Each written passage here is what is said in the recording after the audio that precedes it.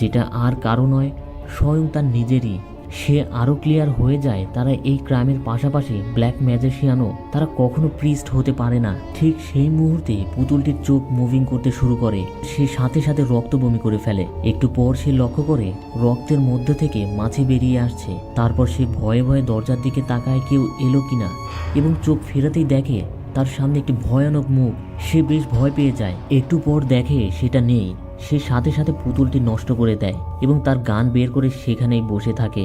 রাত নেমে এলে সে কবরস্থানে ঢুকে ওই কবরটি খুঁড়ে কফিন বের করে আনে এবং কফিনটি খুলে দেখে ভিতরে কোনো লাশই নেই।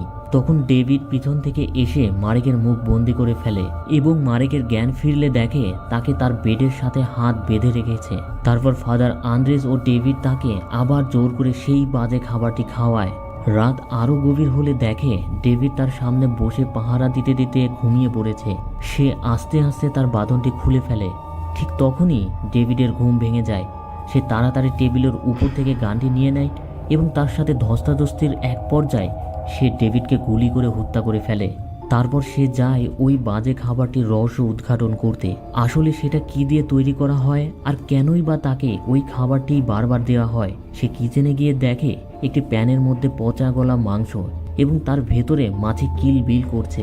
তারপর সে সেখানে মানুষের